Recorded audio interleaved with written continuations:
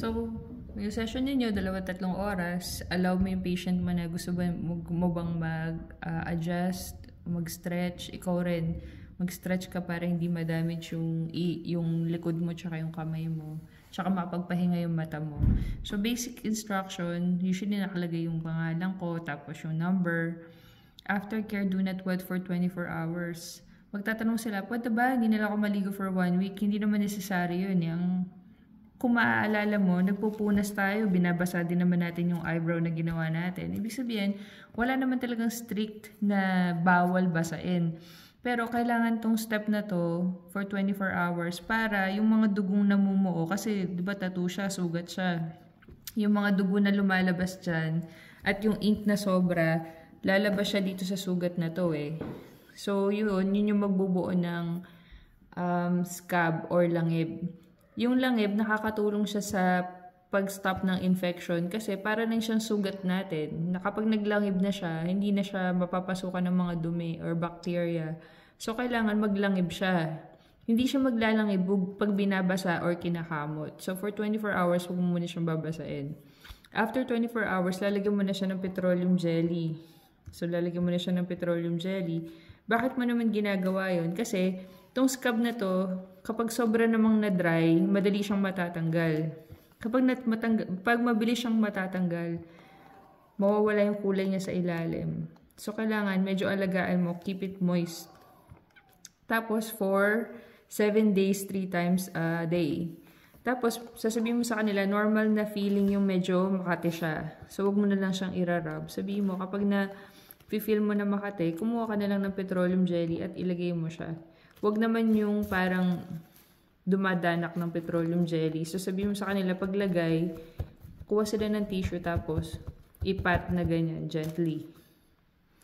May scabs na mamumuo dito, 5 to 7 days yung healing time. Tapos, makikita nila yung healing niyan, kalahati na lang yung color niyan in 7 days. Saka liliit.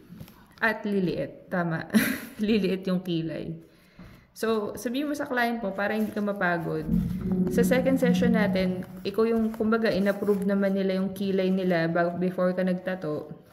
Kapag nagpabago sila ng shape, extrang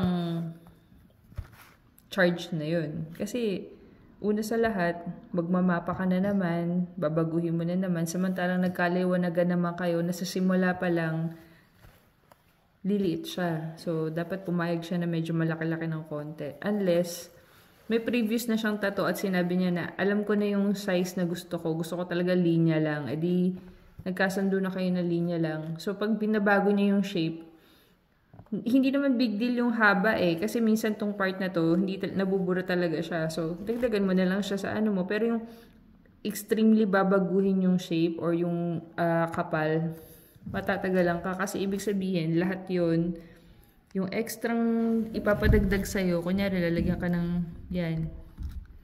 Ay, pakapalan mo pa, gusto ko makapal. Lahat to, itong part na to, na bago, tatatuin mo lahat yung ginawa mo dito, plus lalagyan mo pa siya ng extra kasi second appointment na siya. So, hindi fair sa'yo. At saka, una sa lahat, na-approve naman niya yung shape nung una kayo nag-usap.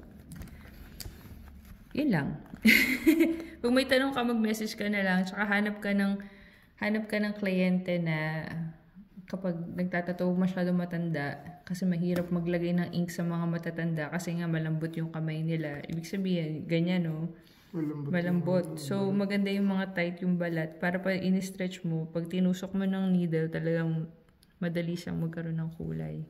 So, hanap ka ng medyo bata-bata, tapos sabihin mo sa kanila na 3 hanggang 4 na oras yung appointment. Wag mo na i-sugarcoat na, mabilis lang to kasi talagang pag baguhan ka, matagal. Tapos, ang touch-up niya after 3 to 4 weeks. So, after 3 to 4 weeks, babalik sila kung gusto pa nilang padaanan ulit para gawing dark. Pero kung happy na sila dun sa unang session, edi wag mo na silang pabalikin para tapos na. Bye-bye!